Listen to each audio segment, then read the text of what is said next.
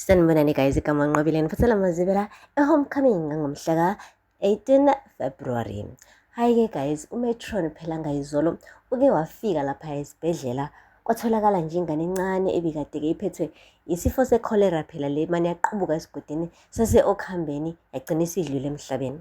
Uzethu-ke wakhala esikanandi isililo ebona phela ingane encane idlula ezandleni zakhe ebethi yena udokotela engakwazi ukuthi ayisindise wahluleka. Uthe ekhala-ke uMatron wamane wafika nje namazwi angenayo induduzo nhlobo wathi, "Yibo, wenzani wezethu? Ukhalelani? Udokotela wena? Uhlenga impilo zabantu, zibambe. Musa ukutetema. Bazothina abantu uma bephumelela ngaphandle bekufica utetema kodwa bethembele kwena ukuthi uzobasiza. Hayi, ayenziwa lento oyenzayo. Thula." Hayibo guys, ngibamba ngenzansi-ke mengibona uMatron ekhuluma kabuhlungu kangaka engenaluzwelo, ebe azi kahle ukuthi lesigulane edlule emhlabeni umfanyana loyaya naye unabazali nomndeni okade nje umthanda ozophatheka kabuhlungu kabi njengoba nje leli gciwane le-cholera selimdlule naye. Hayi-ke guys, namhlanje-ke Matron uvuke ekuseni ngovivi kunale ntombazanyana nje ewukhazini-ke wakhe, ingane kabhuti wakhe uMesho yena ihlala naye-ke manje ngoba ubhuti wakhe kuthola umsebenzi le kudeni. Igama layo-ke guys uNeli. Hayi-ke umane nje wavuka ekuseni nje wathi, "Neli, ufuna ukudlani namhlanje? Amaqanda, ubhekeni, noma i-oat?" Kwathi nya. Wathi, "Hayibo, ungangitshela ukuthi usalele wena ngalesi sikhathi. Awazi ukuthi kumele uye esikoleni?" Wavula amakhabethe uMatron. Wathi, "Hayibo Neli." Umethu daningi ufica uNeli udindilizile guys, phansi on the floor. Ugqoke ngisho i-school uniform, okusho khona ukuthi la mntwana bekade equlekile laphaya. Ubengakashintshi ngisho nane-uniform yasesikolweni. Hayi, wamane wahayiza guys uMatron. Wathi, "Neli, mntanami, kodwa Neli, kwenzakaleni? Sizani?" Wamqaqisha ethi lesikole wamkhumula iy'cathulo, wagcina-ke emqhuba nge-wheelchair wamfikisa le eklinikhi yase-Okhambeni. Uzethu isimanga ufica uMatron akayigqokile i-uniform usashaya igawuni, uqhuba ingane, uyakhala miyinyembezi. Uyambuza-ke uzethu, "Matron, kwenzakaleni?"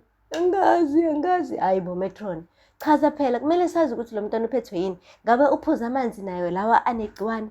Angazi. Wena uboneni? Hayi, ngithi mina ngenza ukudla ekuseni ngamfica dindilizile lapha e-dining room. Izolo ubenjani? Angazi.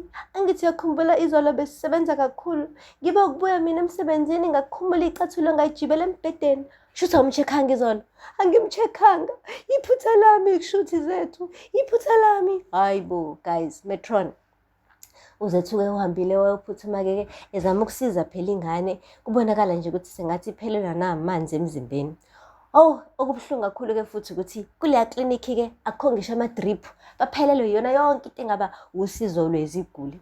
Uze washo-ke uMatron ukuthi usecabanga ukufonela eBergville Hospital, mhlampe bazomzwela bemthathe umntwana bemsize, kodwa nakhona bebethi befona nje ucingo lingabanjwa. Siyazi-ke sonke guys, amaklinikhi ney'bhedlela vele kuhlezi kuba nje inamba iyabhalwa kodwa uma usuyifonela ayibanjwe umuntu. Hhayi-ke akupheli-ke lapho guys. Uzethu-ke uhambile wayela mathupha-ke ehambe enana amadriphu.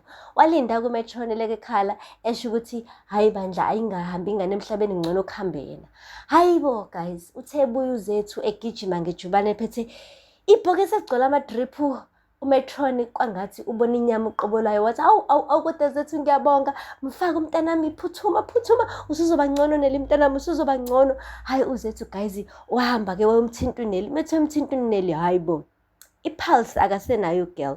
Hayi, wasaba ngisho ukumtshela uMatron. Wathi zethu ufake idrip phela. Yini? Umelene? Hayi-ke kudluka-ke nginikeni imaski ngizomfaka mina. Wathi ma. Wathi yini zethu? Matron akasenayo ipulse. Wathi hayi musa uqamba amanga.